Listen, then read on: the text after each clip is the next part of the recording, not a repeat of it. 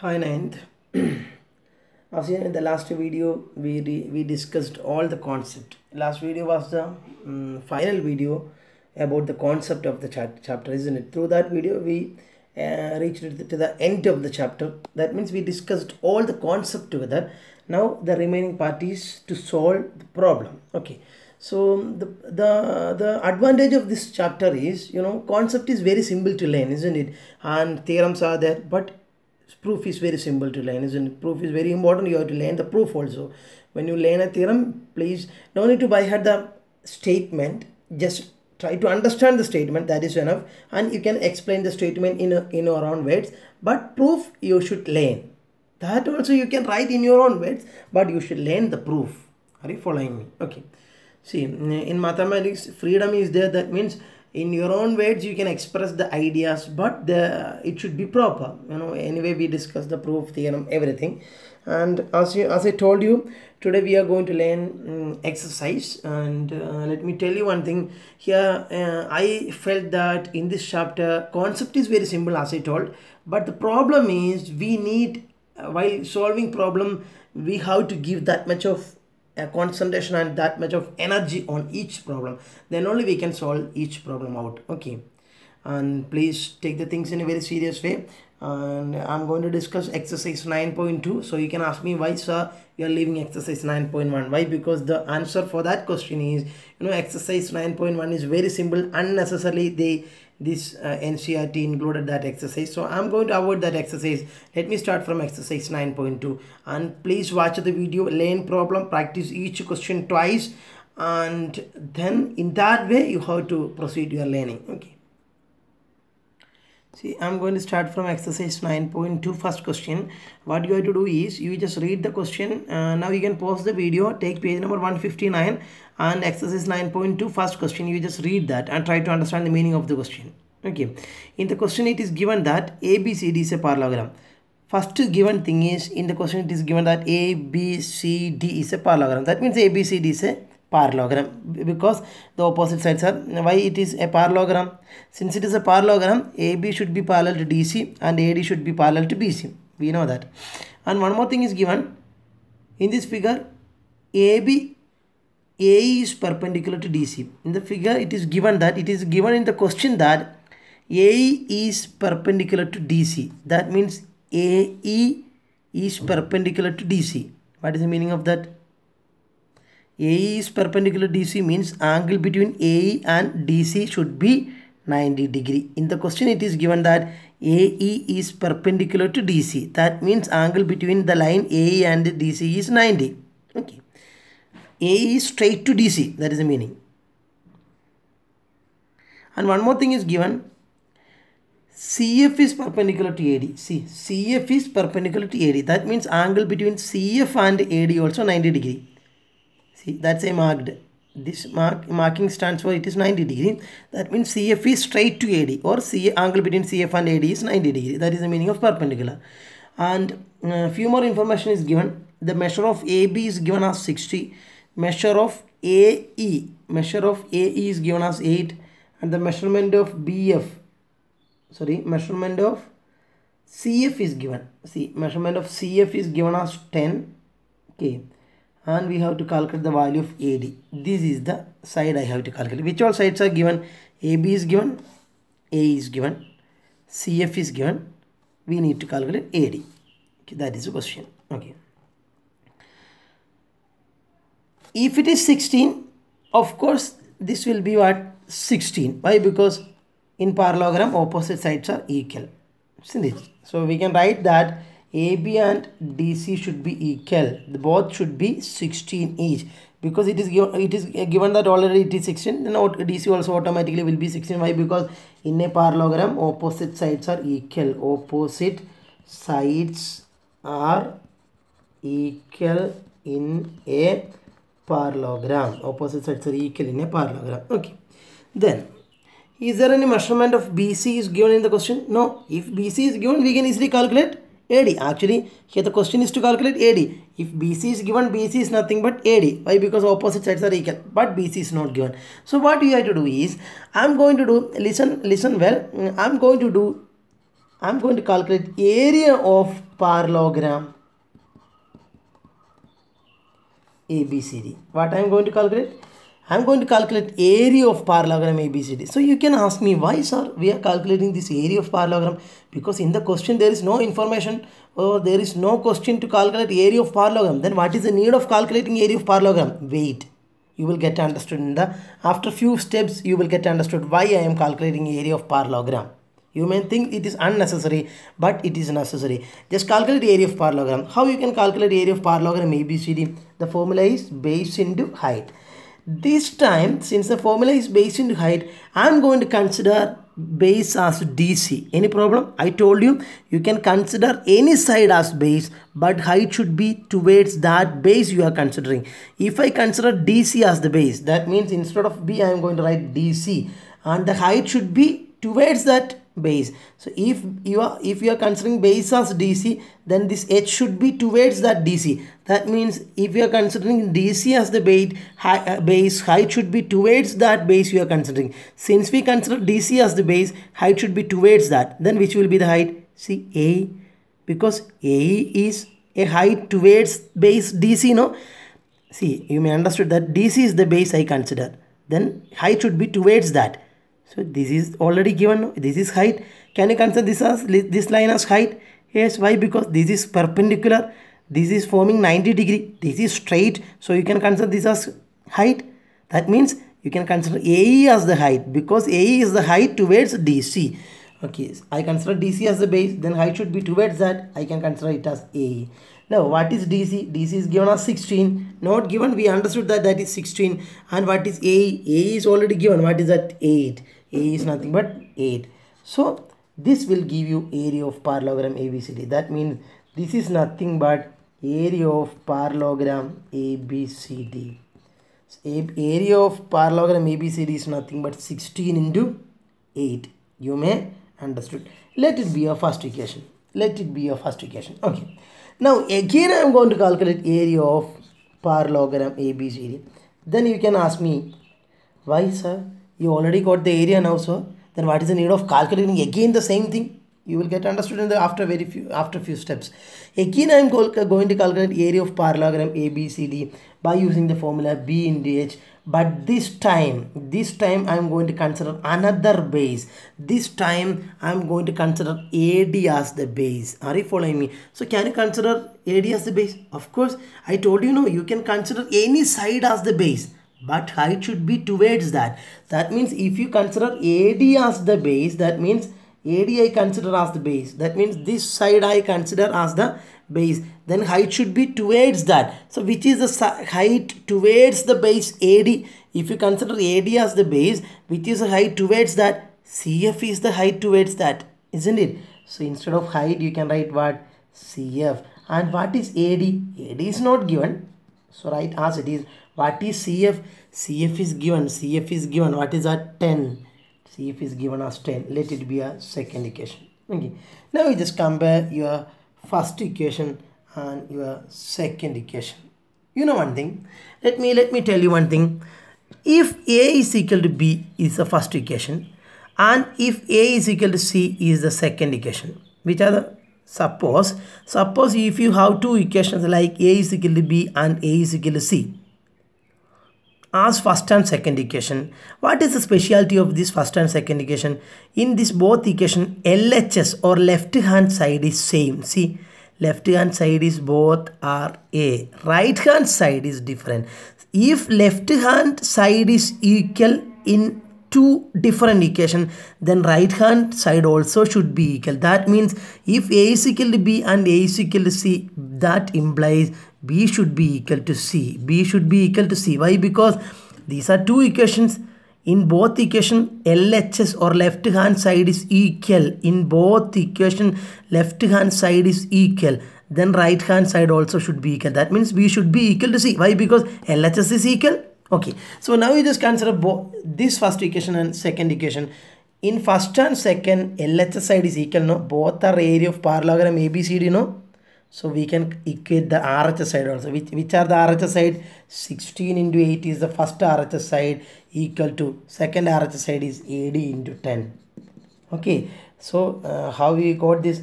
By comparing first and second equation. What we understood, in both equation LHS side is same, then RHS also should be same. So 16 into 8 is equal to 80 into 10. Then what will be AD? How you can calculate AD? You just keep AD in the right side itself. What is in the left side? 16 into 8 is there in the left side.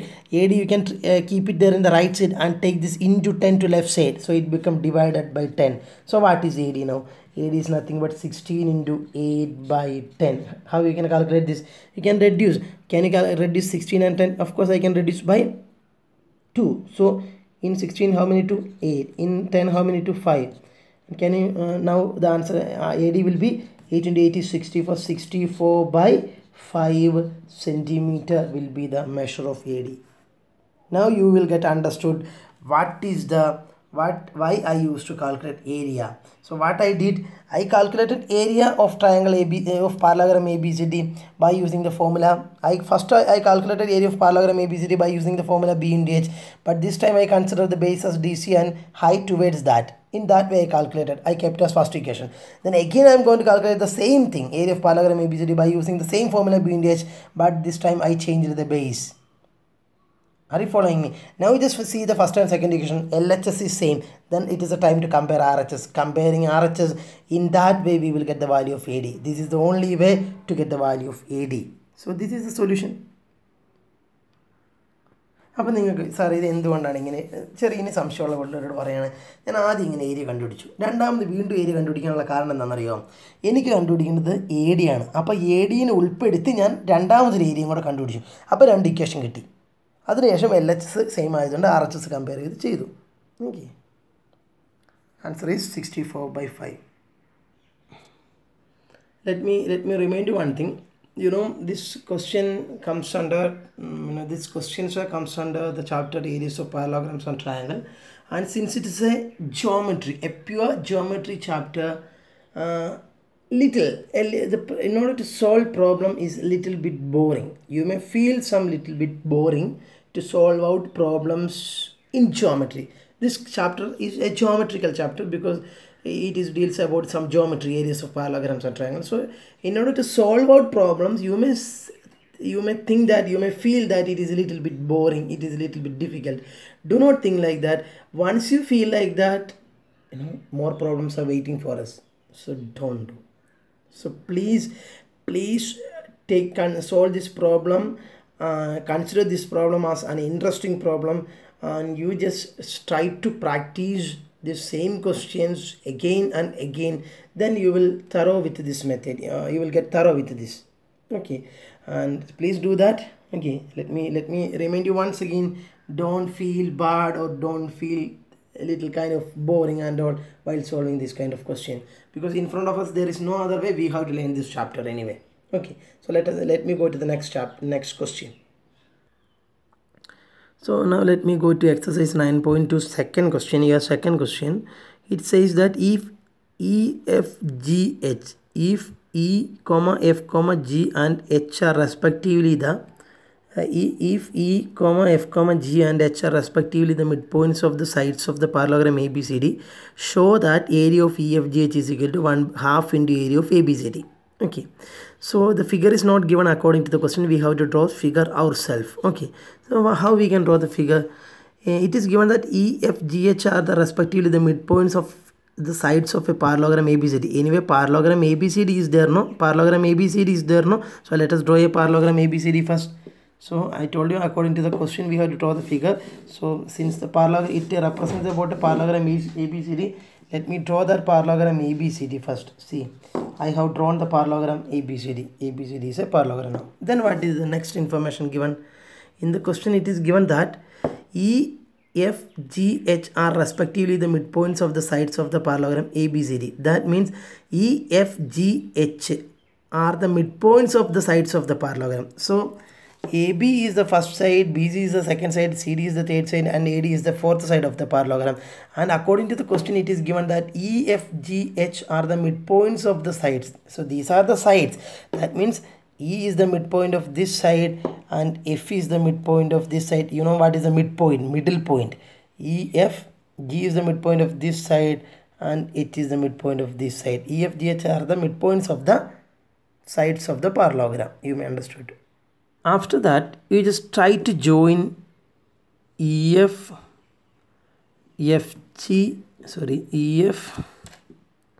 by using a scale. You can join EF, FG and GH and EH. So you will get a quadrilateral inside. See, this is a quadrilateral, no? You will get a quadrilateral inside if you join that midpoints.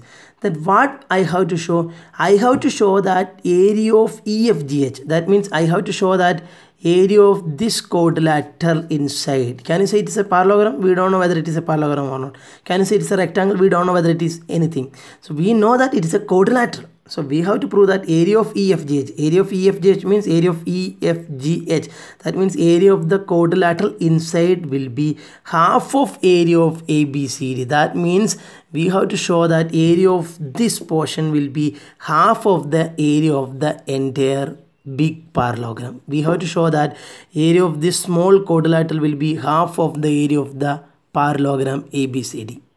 We have to show that. Okay. So what I have to prove? I have to prove that. So which all are the given things? Given that EF, GH are what? Are midpoints of sides. That is given. And what we have to prove? We have to prove that area of that small quadrilateral, that is EFGH, will be half of the area of the big parallelogram ABCD. We have to prove this, isn't it? So this is the thing we have to prove it out, and let us go to the proof. If a question is to prove, you can write the given, to find and prove. Okay, think that how we can prove area of this smaller quadrilateral will be half of the area of the big parallelogram. Think. So you may understood the question. We have to prove that area of this smaller portion will be half of the area of the entire portion. You may understood. So in order to prove this, we have to go for a construction. Construction in the sense we have to add an extra thing. That means I am going to join EG. If you are ready to join this E and G, it means you are half reached or half done. Just join AG. You have to join that, otherwise you cannot prove this. You have to join EG. Just join the line EG. So what is the construction I made?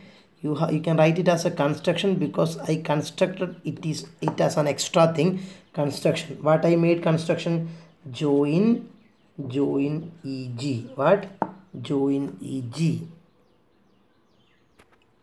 So you have to mention that construction. Construction means if you are adding anything extra, if you are drawing anything extra, we have to write construction, then semicolon. Then which is the construction I made? Join EG. That was the construction I made, isn't it? Join EG. We have joined EG. Now we just see. Now we got two quadrilateral. First it was a parallelogram. Now we just see. First it was a parallelogram. A, B, C, D was a parallelogram. You may understood. A, B, C, D was a parallelogram.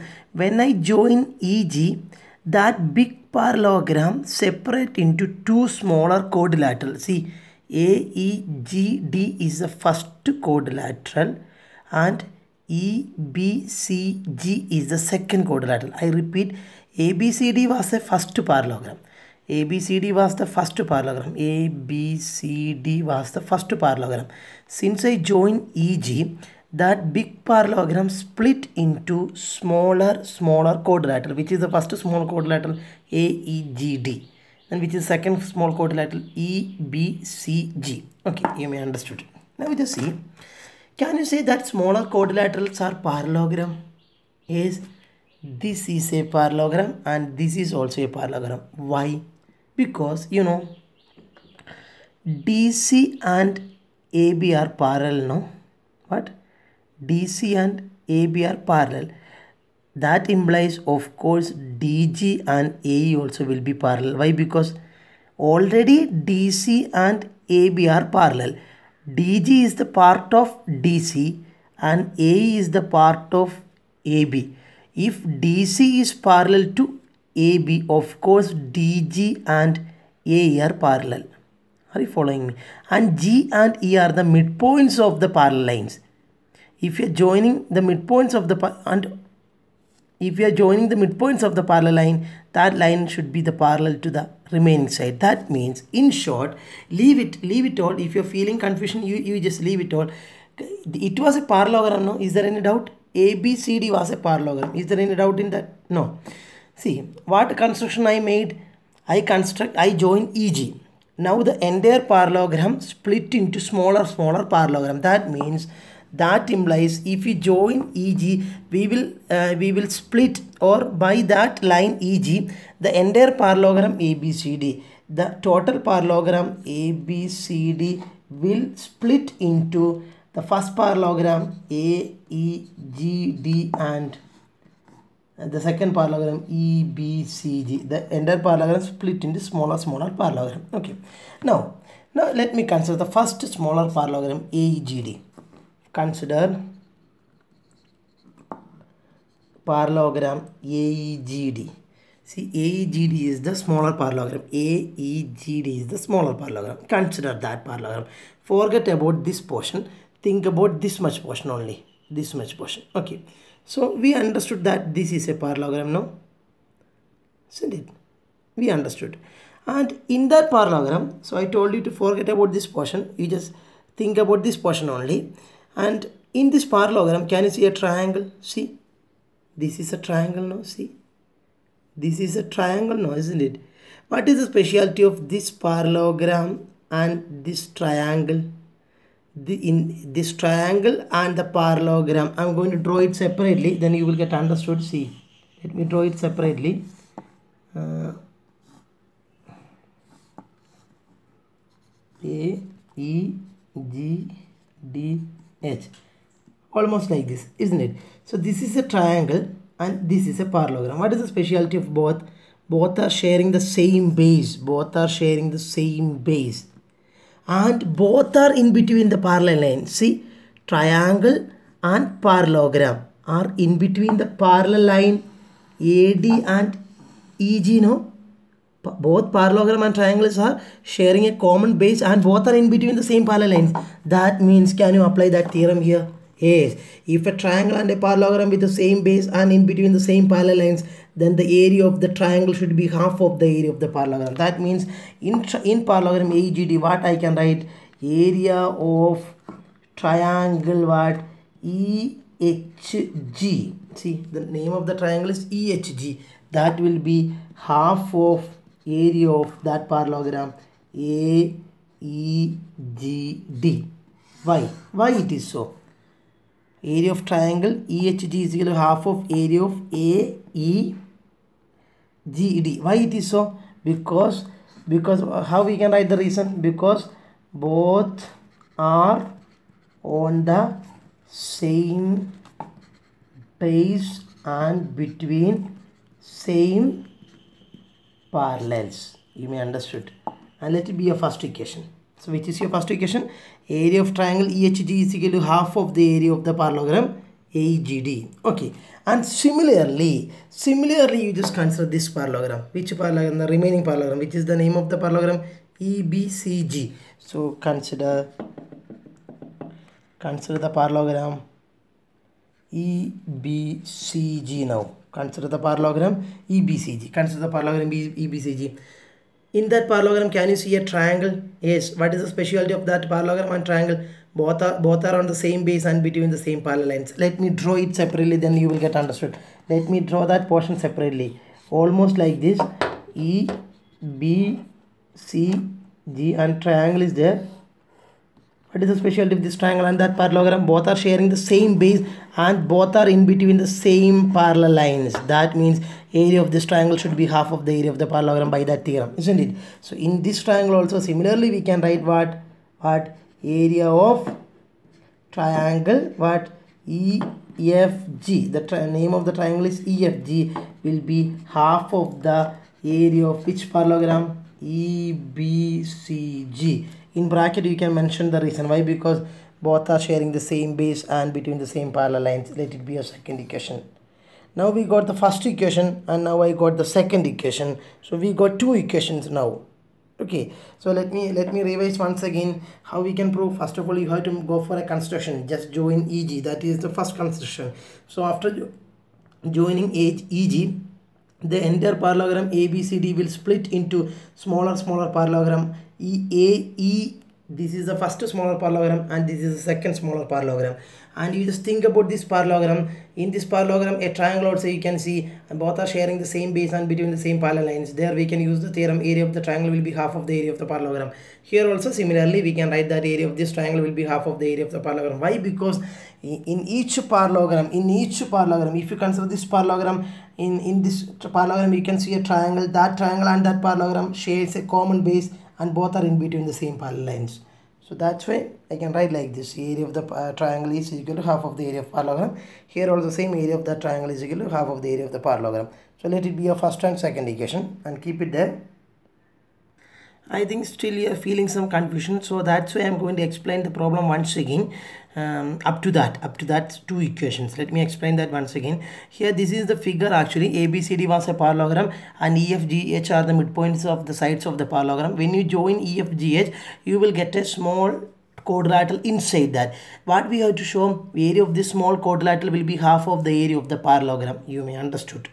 Area of the smaller quadrilateral will be half of the area of the entire parallelogram. You may understood, isn't it? So what I have to do for this is I have to show that area of this smaller portion will be half of the area of the entire portion, entire parallelogram.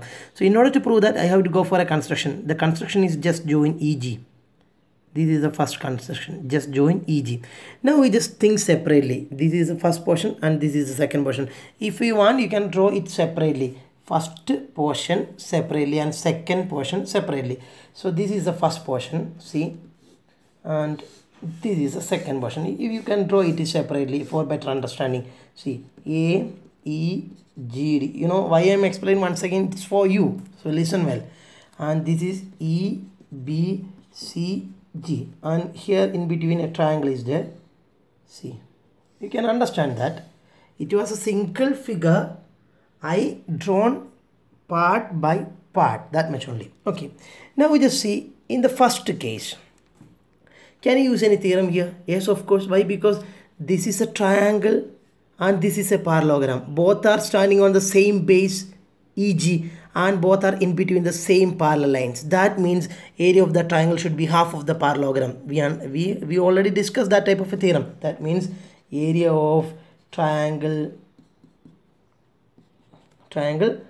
EHG will be half of the area of parallelogram AEGD. It was the first equation. And the second case also, triangle and parallelogram both are on the same base. EG is the base and both are in between the same parallel lines, isn't it? So there also what I can write, area of triangle EGF will be what? Half the entire area of EBCG. Let it be a second expression. Okay, now we just try to add the first and second equation. We will get the answer. We will get the required thing. We got the first equation, we got the second equation. Just try to add that first and second equation. How we can add two equations? Add the left hand side of the equation and add the right hand side of the equation separately. Which are the left hand side of the equation? This is the left hand side of the first equation. This is the left hand side of the second equation. Add it. What is that? Area of triangle EHG plus area of triangle EGF. So we added the left hand side, then we can give equal, this equal, common, 1 equal, and add the RHS side, right hand side, which all are the right side, half into area of AEGD plus half into area of EBCG. Okay, you may understood. Now just see, think about the left hand side. Area of EHG plus area of EGF. What is the meaning of area? Area is nothing but the complete interior portion. See, suppose if you want to find out the area of this, you just see the you just see this photo. In order to find out the area of this photo, What is the meaning of area? I need to calculate the area of this photo. What is the meaning? In other words, if I paint all the interior portion, that is nothing but its area. Area is nothing but if you paint the needed area. In order to calculate the area of this frame, what I have to do? You can calculate by using L into B. That is one way. Otherwise, how much paint is needed in order to paint throughout? That is nothing but the area, isn't it? So here area of triangle EHG, isn't it? Area of triangle EHG is nothing but, see, area of triangle EHG is nothing but this portion. EHG means this triangle's portion, this much area we need.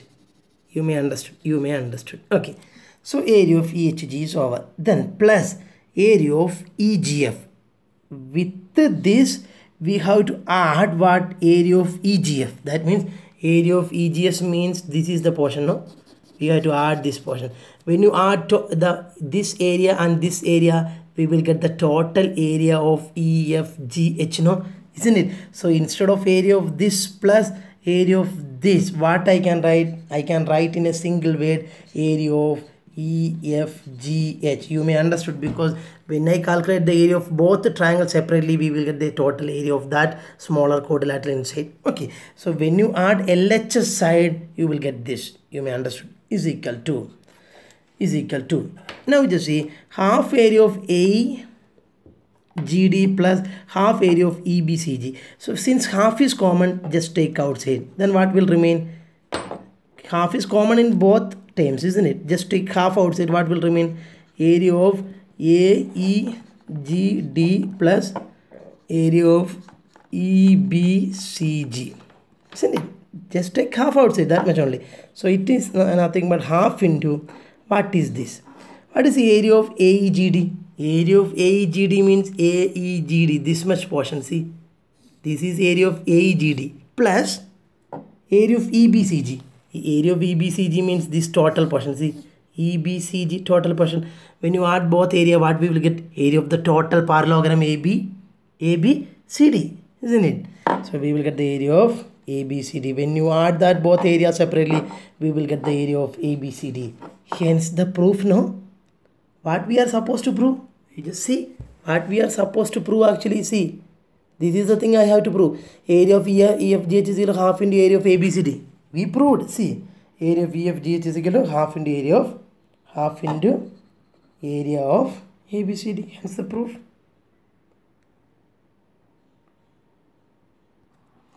I think you may feel some confusion because in the last year you were in 8th standard. In 8th standard we didn't discuss this type of complex proofs and all. So this is, you can consider, is a little bit difficult proof, but if you are ready to practice twice, you will get understood this method. Please do that, at least for me and for your parents. Please do that. Please practice twice. It's a request from side. Please practice twice. I did the maximum that I can. I did like that because the same proof I explained twice. So that is a maximum. If you feel doubt, you can call me. And I did my maximum. Please do your maximum. Then my maximum plus your maximum, the entire result will be full score. Please do that. And please, I'm going to wind up this video session, and the next video only we will continue to the next problem. Why I'm winding up? Because you know these two problems is little bit lengthy, so you need little time to learn this problem.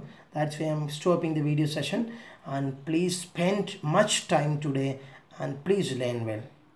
Can you learn it? Okay, do that.